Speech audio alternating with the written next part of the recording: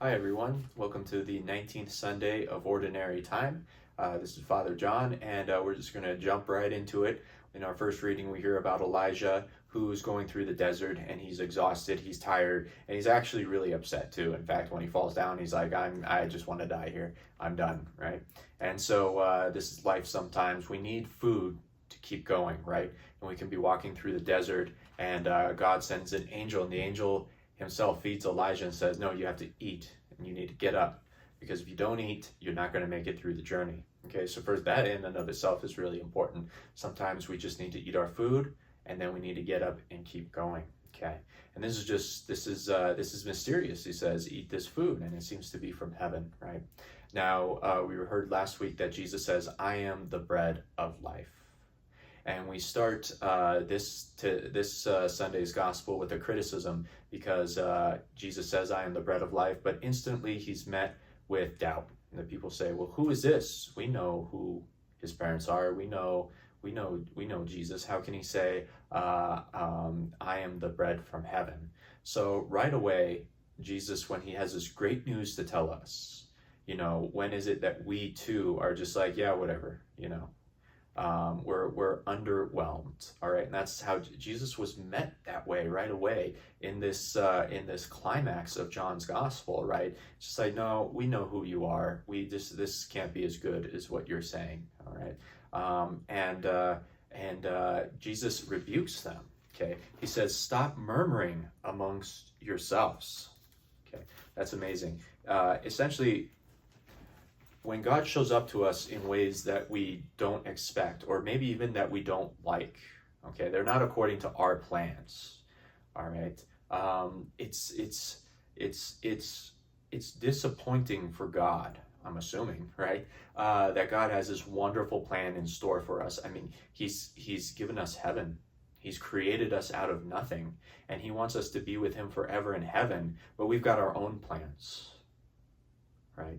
So Jesus is there, and these people are still on the level of wanting some physical food and wanting a miracle, a sign, which we talked about last week doesn't work.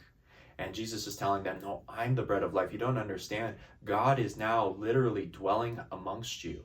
And he's going to set up the sacrament of the Eucharist so that he will be with you always, so that he can literally dwell in you. And people are saying, no, wait, no, we've got our own ideas. Okay, and God is saying to them, Jesus says to them literally, stop murmuring amongst yourselves.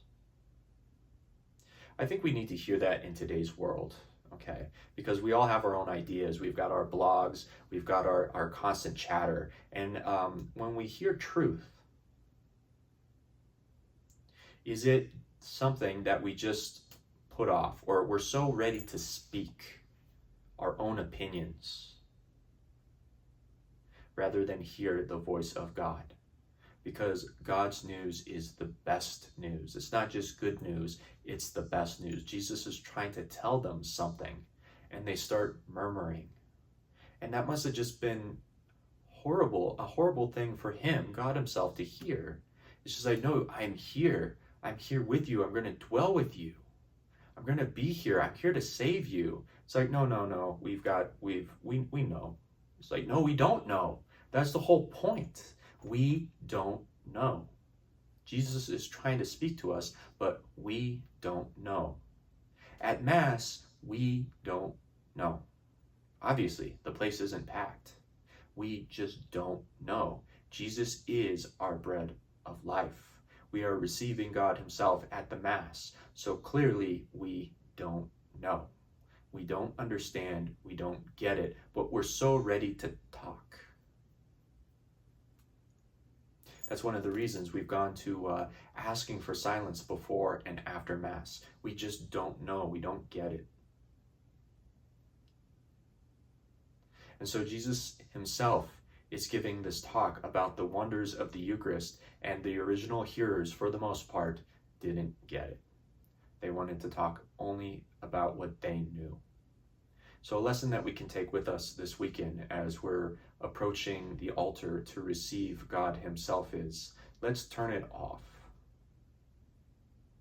Let us just try this humility thing for once. Let us just maybe assume that God knows what he's doing. and trust in him and receive him. And then go back to our pews and praise him and give him thanks for what he has done for us. And allow him to dwell within us. I mean, that is just, it's the most amazing thing in the world.